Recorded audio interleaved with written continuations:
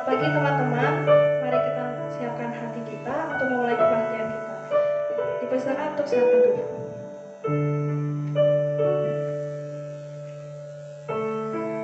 Mari kita naikkan pujian, Ku Tahu Bapa Tiada Aku.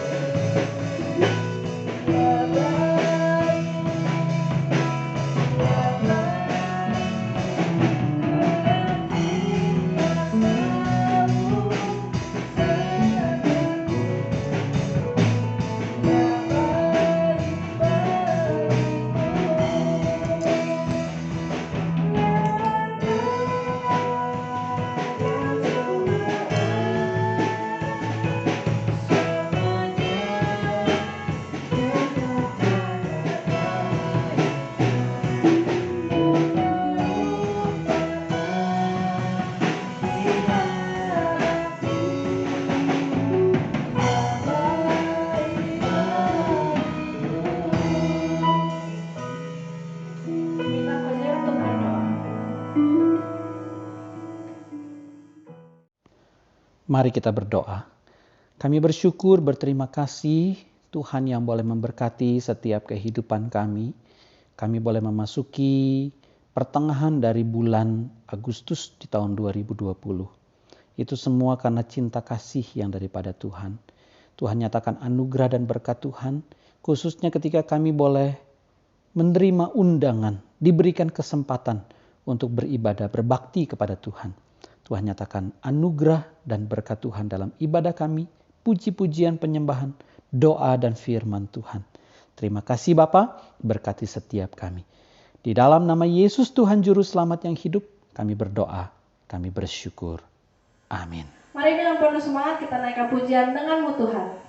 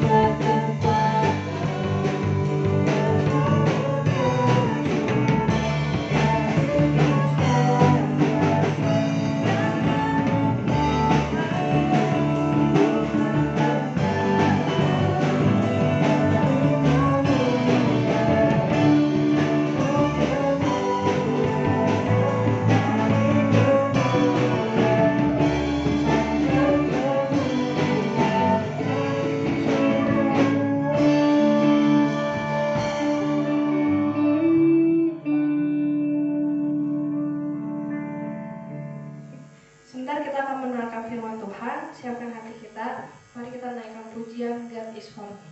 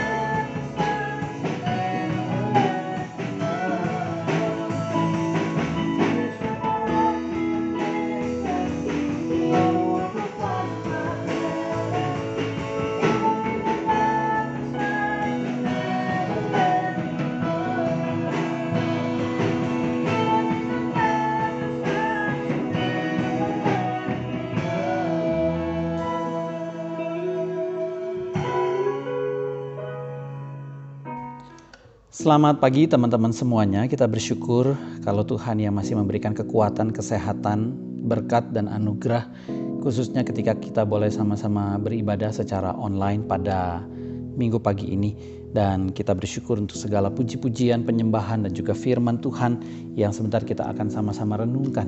Biarlah Tuhan yang kiranya boleh memberkati setiap ibadah kita. Mari sebelum kita membaca dan merenungkan firman Tuhan, kita berdoa dan kita boleh minta pimpinan dan tuntunan daripada Roh Tuhan, boleh memberikan pengertian dan juga kekuatan supaya kita boleh mengerjakan firman Tuhan dalam hidup kita. Mari kita berdoa. Bapa kami dalam surga, kami bersyukur, berterima kasih untuk anugerah, kekuatan, kesehatan, berkat secara materi maupun secara rohani yang sudah kami terima, yang Tuhan sudah berikan. Kami bersyukur, berterima kasih untuk kesempatan kami boleh memuji Tuhan, menyembah Tuhan, beribadah kepada Tuhan. Khususnya ketika kami di dalam ibadah online minggu pagi ini, Tuhan nyatakan anugerah dan berkat Tuhan, membuat kami mengerti akan kebenaran firman Tuhan, membuat kami sanggup melakukan kebenaran firman-Mu dalam keseharian kami. Terima kasih Bapa, di sini kami anak-anak-Mu, Tuhan berkati setiap kami. Di dalam nama Yesus Tuhan Juru Selamat yang hidup, kami berdoa, kami bersyukur. Amin. Tema kita pada minggu pagi ini adalah Tuhan, aku, dan dirinya. Bagaimana kita boleh menjadi remaja-remaja Kristen yang mempunyai dasar di dalam kita boleh mengasihi sesama kita, kita berelasi dengan saudara-saudara kita, teman-teman kita, mungkin kita yang sudah punya pasangan pacar, kira-kira begitu ya. Kita berurusan atau berhubungan dengan orang lain, berelasi dengan orang lain, biarlah kasih yang daripada Tuhan itu boleh menjadi dasar di dalam kita boleh mengasihi banyak orang, khususnya ketika kita boleh berelasi dengan orang lain. Kita akan membuka satu bagian firman Tuhan di dalam surat Rasul Paulus kepada jemaat di Korintus, 1 Korintus 13 ayat yang pertama sampai ayat yang ke-7. 1 Korintus 13 ayat yang pertama sampai ayat yang ke-7. Saya tidak siapkan di slide, jadi buat teman-teman boleh membuka Alkitab masing-masing di rumah. Judulnya adalah kasih. Ya, saya bacakan. Sekalipun aku dapat berkata-kata dengan semua bahasa manusia dan bahasa malaikat, tetapi jika aku tidak mempunyai kasih, aku sama dengan gong yang berkumandang dan canang yang gemerincing. Sekalipun aku mempunyai karunia untuk bernubuat, dan aku mengetahui segala rahasia dan memiliki seluruh pengetahuan, dan sekalipun aku memiliki iman yang sempurna untuk memindahkan gunung, tetapi jika aku tidak mempunyai kasih, aku sama sekali tidak berguna. Jadi kalau Rasul Paulus punya banyak sekali mungkin karunia-karunia rohani, punya banyak sekali pelayanan, punya banyak sekali hal ini dan hal itu, tetapi hanya ada satu yang tidak ada, kira-kira begitu ya, kasih, maka hidupnya adalah sia-sia. Ayat yang ketiga, dan sekalipun aku membagi-bagikan segala sesuatu yang ada padaku, bahkan menyerahkan tubuhku untuk dibakar. Ini ekstrim sekali ya. Tetapi jika aku tidak mempunyai kasih, sedikit pun tidak ada faedahnya bagiku.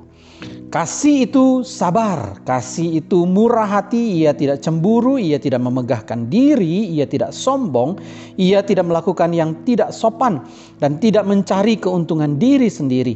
Ia tidak pemarah, tidak menyimpan kesalahan orang lain, ia tidak bersuka cita karena ketidakadilan, tetapi karena kebenaran. Ia menutupi segala sesuatu, percaya segala sesuatu, mengharapkan segala sesuatu, sabar, menanggung segala sesuatu. Itulah ciri-ciri kasih yang Paulus jabarkan di dalam surat 1 Korintus. Kasih itu sabar, dia murah hati, dia tidak cemburu, dia tidak memegahkan diri dan tidak sombong, dan selanjutnya nanti kita akan sedikit pelajari masalah kasih yang Paulus jabarkan ini. Saudara, ada berbagai macam penerbangan di dunia. Tetapi ada satu penerbangan yang menjadi satu headline di berita pada tahun 2013 kemarin, yaitu perusahaan penerbangan di Amerika yang namanya WestJet. WestJet pada satu kali dia melakukan perjalanan dari kota New York ke Toronto di Kanada. Nah, lalu kemudian setiap penerbangan biasanya kalau kita mau naik ke pesawat gitu ya, ada yang namanya lorong gitu ya, atau launch atau satu lorong untuk menuju ke pesawat, atau biasanya kita sebut sebagai boarding launch begitu ya. Jadi satu aula besar ataupun satu lorong begitu. Nah, yang menarik adalah di lorong ketika penumpang dari kota New York ke Toronto itu mau masuk ke dalam pesawat, di situ ada satu box, satu kotak gitu ya, kotak permohonan atau wish box begitu. Saya nggak tahu apakah ini berkaitan dengan Natal atau enggak ya, tetapi jelas ini masih bulan September kira-kira gitu ya, tahun 2013. Dan juga kalau kita lihat di gambarnya itu Santa Clausnya itu nggak pakai putih merah, dia pakai putih ungu begitu.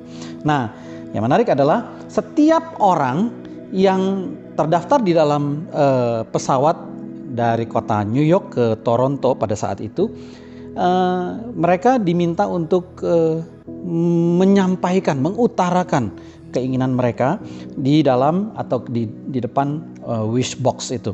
Ya, jadi semua penumpang menyampaikan atau mengutarakan setiap keinginan mereka gitu ya.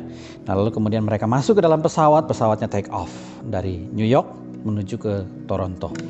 Nah, di dalam perjalanan perusahaan WestJet ini menyiapkan setiap permohonan, setiap permintaan, setiap wishes begitu ya, yang sudah diajukan dari penumpang di depan box tersebut. Lalu kemudian ketika mereka tiba di kota Toronto, mereka masuk ke dalam satu launch untuk ngambil bagasi.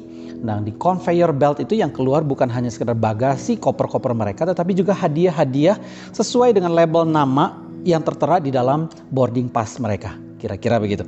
Nah, lalu kemudian mereka mulai cari nama mereka dan mereka ketemukan nama mereka, mereka buka begitu ya kotak-kotak hadiah tersebut, dan ternyata isinya adalah sesuai dengan apa yang mereka sampaikan kepada kotak permohonan yang di kota New York tadi begitu ya. Lalu kemudian, dan menarik ya, ada yang minta kamera, ternyata dapat kamera. Ada yang minta Samsung Galaxy, dapat itu handphone Samsung. Ada yang minta tablet Android, ya, dapat juga.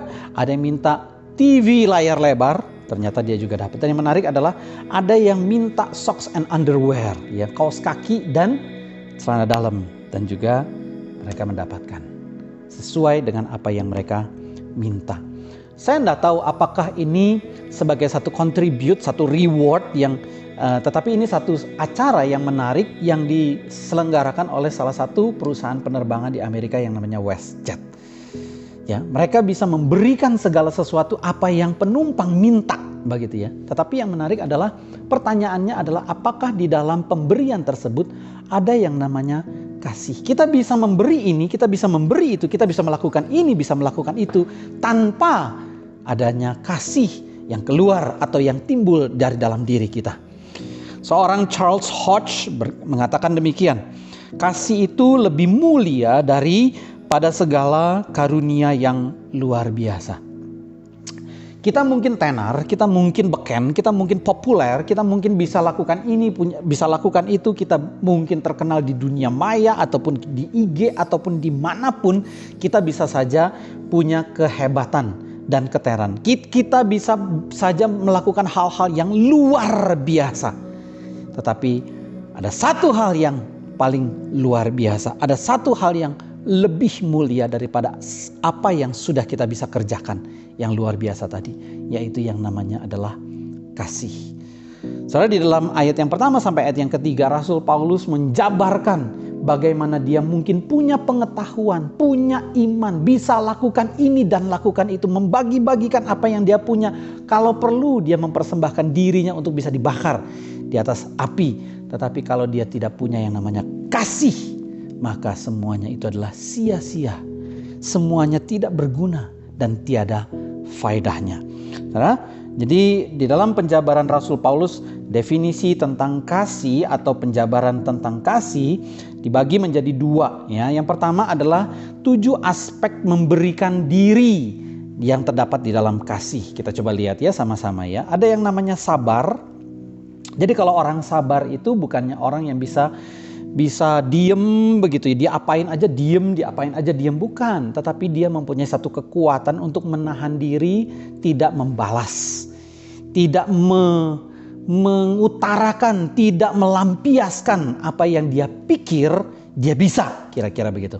Itu yang namanya kesabaran, bisa menahan diri. Nah, kalau di dalam aspek kasih di sini adalah bisa memberikan diri untuk bisa sabar, kira-kira begitu. Lalu kemudian selain sabar, bisa menahan diri, bisa menahan emosi, bisa menahan pemikiran, bisa menahan perkataan. Yang kedua adalah dari 7 aspek memberikan diri itu adalah murah hati. Murah hati juga hampir juga sama dengan apa yang Tuhan Yesus nyatakan di dalam kitab Matius pasalnya yang kelima. Berbahagialah orang yang murah hati. Murah hati itu adalah bukan hatinya murahan, tetapi dia punya pengertian adalah dia bisa berbelas kasihan kepada orang lain. Dia bisa melakukan ini dan melakukan itu, memberikan ini dan memberikan itu. Berdasarkan dari kasih itu sendiri. Jadi kasih menjadi dasar fondasi dia untuk bisa melakukan kemurahan bagi orang lain. Dia bukan hanya sekedar bisa melakukan ini dan melakukan itu, memberikan ini dan memberikan itu, dia bisa memberikan nasihat ini dan nasihat itu. Yang ketiga, bersukacita karena kebenaran. Bersukacita karena kebenaran. Ya, kita seringkali mengalami yang namanya sukacita. Kita ulang tahun, kita sukacita. Kita dikasih hadiah, kita sukacita. Kita jadian, pacaran, kita sukacita. Tetapi juga ada sukacita yang berbeda. Ada sukacita karena melakukan kebenaran, tetapi juga ada sukacita karena ketidakbenaran. Contoh misalnya begini, kalau mungkin saudara kita menerima bonus, menerima hadiah, lalu kemudian ada perasaan iri, ada perasaan ketidaksenangan, ada perasaan yang nggak enak, nggak suka begitu. Kita bersedih, bersusah hati ketika orang lain senang. Dan sebaliknya, kita bersenang ketika orang lain susah. Itu ya, bersukacita dalam ketidakbenaran. Tetapi di sini yang Rasul Paulus maksudkan adalah bersukacita karena kebenaran. Bersukacita karena orang itu sudah menemukan yang namanya kebenaran. Bersukacita karena orang itu bergaul dengan yang namanya kebenaran. Bersukacita karena orang tersebut sudah melakukan yang namanya kebenaran. Yang keempat dikatakan bahwa menutupi dan menanggung segala sesuatu. Menutupi dan menanggung segala sesuatu. Maksudnya di sini adalah begini. Kalau kita sayang sama orang, kita bisa cover dia. Kita bisa lindungi dia. Kita bisa gantikan dia. Kita bisa menanggung dia. Kira-kira begitu kan ya? Kalau kita sayang sama teman kita pengen berbagi kasih sama dia, kita bisa traktir dia. Kalau kita punya pacar, kita nggak segan-segan tuh ngajakin dia makan, ngajakin dia nonton, ngajakin dia beli ini dan beli itu. Kita bisa sanggup, kita bisa menanggung. Itu dasarnya dari mana? Dari kasih. Yang keempat, yang kelima, ya, percaya segala sesuatu. Percaya segala sesuatu. Percaya di sini bukan hanya sekedar saya percaya lalu kemudian saya beriman kepada dia, tetapi lebih ke saya mengandalkan dia, begitu ya. Jadi sama seperti seorang suami, ya, istrinya percaya kepada suaminya, istrinya mengandalkan suaminya. Dia menaruh segala hidupnya pada diri suaminya, kira-kira begitu. Sama seperti juga mungkin berteman, gitu ya. Saya sayang sama dia, saya percaya sama dia, saya bisa mengandalkan dia, kira-kira begitu. Ya, tetapi hati-hati dengan teman-teman zaman sekarang, ya bukan hanya zaman sekarang, zaman dulu juga sama ya. Jadi teman bisa makan teman, itu biasanya kita sebut sebagai friend makan friend gitu ya. Nah lalu kemudian yang kelima, yang keenam, ya, mengharapkan segala sesuatu. Mengharapkan segala sesuatu. Bukan hanya sekedar percaya dan mengandalkan kepada orang yang kita kasihi, tetapi kita juga mungkin ada satu pengharapan dari orang tersebut. Nggak apa-apa. Itu yang namanya cinta kasih timbal balik. Take and give, kira-kira begitu. Ya kan? Jadi kasih itu bukan hanya sekedar memberi, tetapi juga ada yang namanya menerima. Ketika kita memberi, kita juga boleh dikatakan kita berbagi kasih.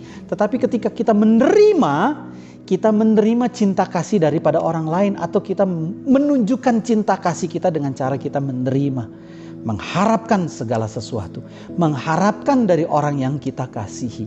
Ketika saya mengandalkan diri saya kepada orang lain, saya mengharapkan sesuatu saya bisa dapat dari orang lain.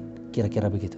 Itu cinta kasih yang benar, cinta kasih yang tulus. Yang terakhir, 7 aspek memberikan diri dari kasih itu adalah sabar menanggung segala sesuatu. Sabar menanggung segala sesuatu. Di sini diulang lagi. Saudara, Rasul Paulus tahu dan sangat mengerti bagaimana kondisi manusia. Manusia zaman dulu, manusia zaman sekarang, manusia itu adalah tidak sabar. Selalu saja menggunakan perasaan, selalu saja menggunakan emosi. Ada satu pepatah mengatakan, hati boleh panas tetapi kepala harus tetap dingin.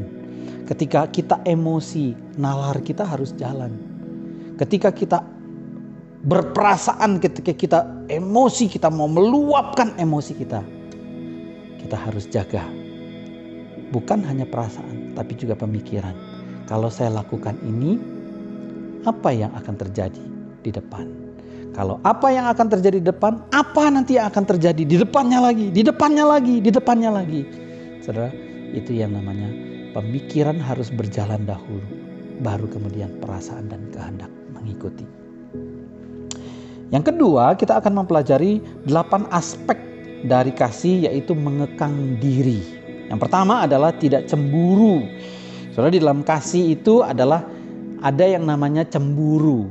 Kalau kita senang sama orang, ya, mungkin kita bergaul sama teman kita, lalu kemudian teman kita tiba-tiba mungkin punya teman baru, kita merasa iri, kita merasa cemburu. Oh, teman saya sudah diambil sama orang lain.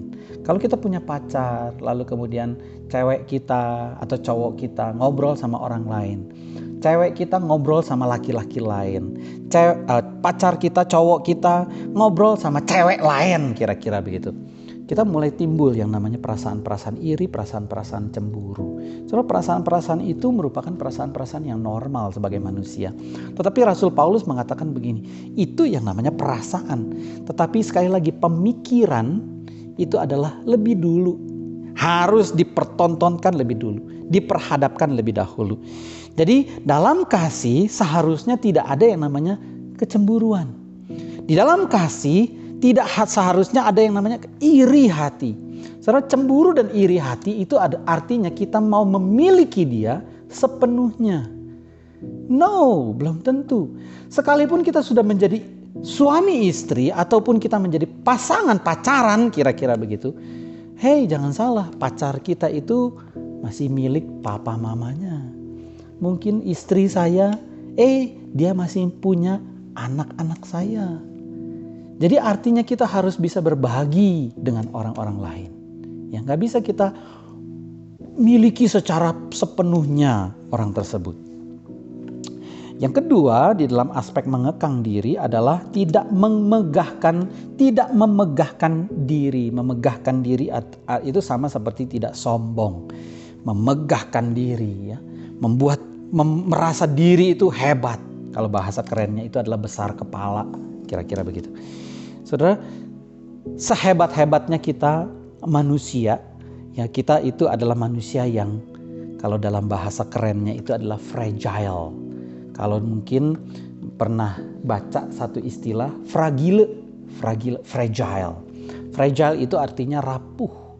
Sama seperti mungkin vas bunga, gelas kaca ataupun kasongan, ya, yang mungkin kita ada di rumah, gitu, waktu jatuh itu akan hancur berantakan. Itu yang namanya fragile, rapuh, kira-kira begitu, ya. Jadi hidup kita manusia itu adalah hidup yang fragile, hidup yang rapuh.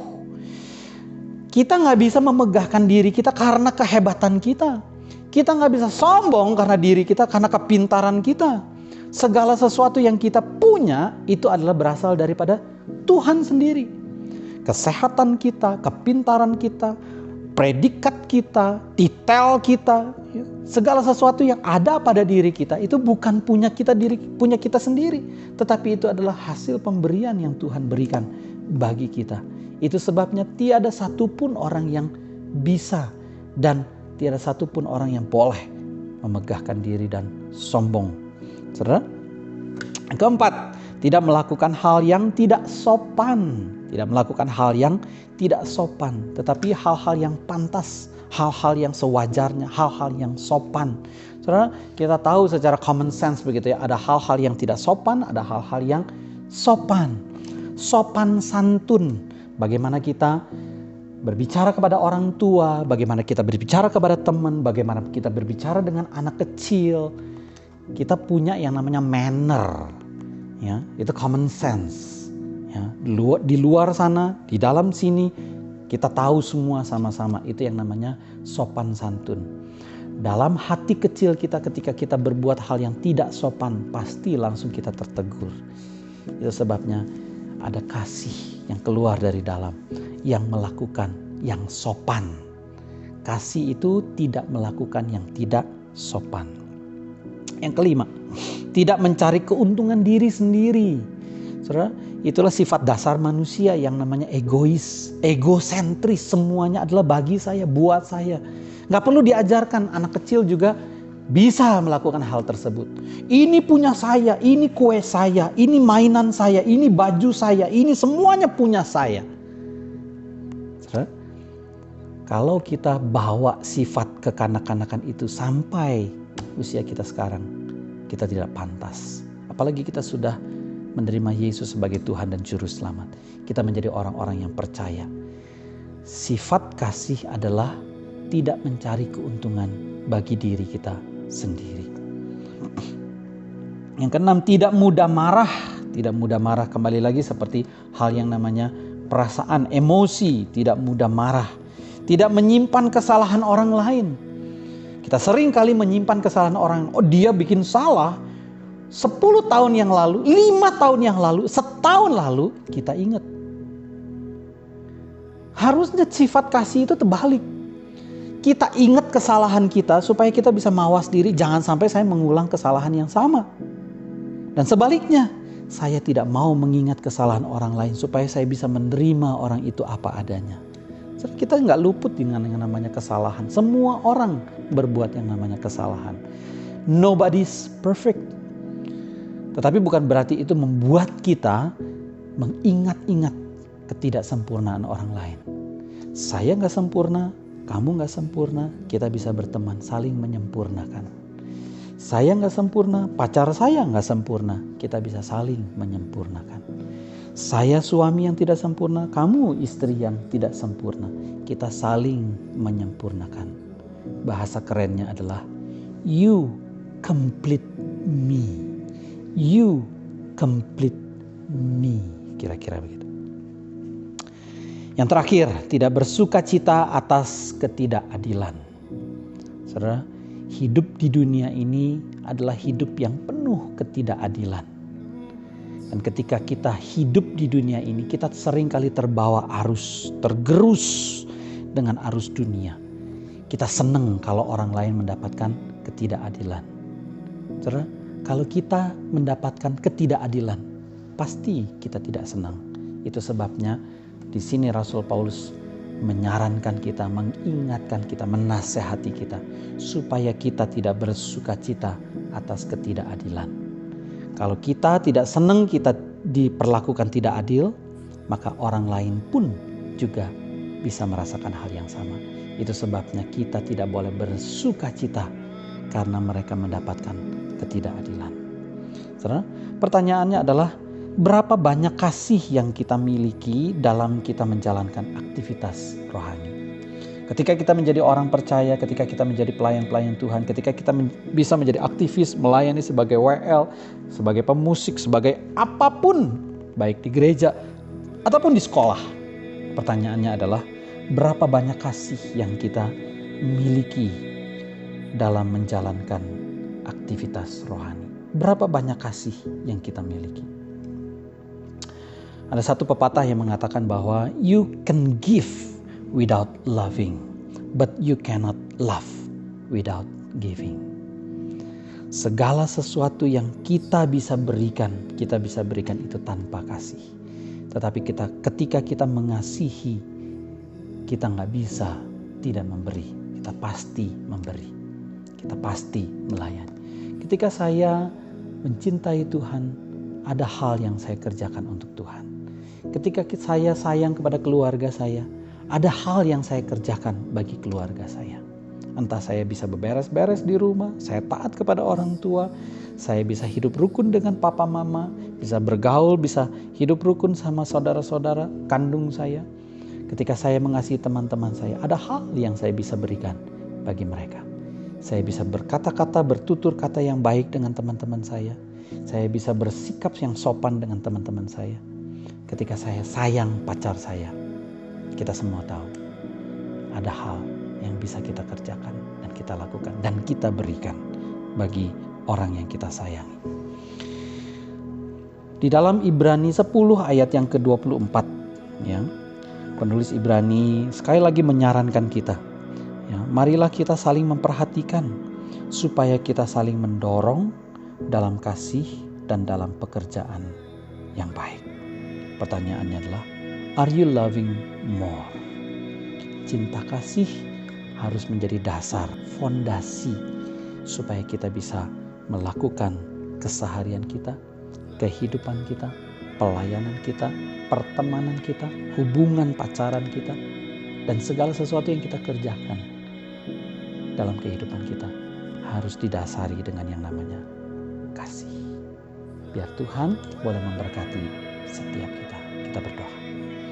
Bapa kami dalam surga, kami bersyukur, berterima kasih Tuhan yang menyatakan kasih dan anugerah Tuhan bagi kami. Tuhan sudah memberikan cinta kasih Tuhan bagi kami. Tuhan mengutus Yesus Kristus, anak Allah yang tunggal, untuk mati menebus kami dari setiap dosa dan pelanggaran kami. Kami bersyukur, berterima kasih.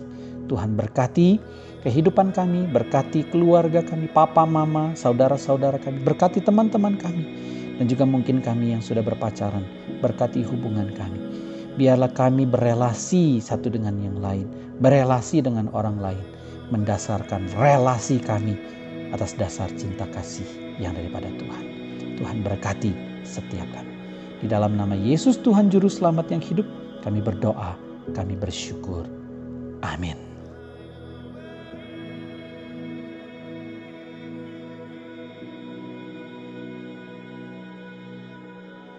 Kita akan mengakhiri kebaktian kita. Mari kita naikkan pujian. Terima kasih Tuhan.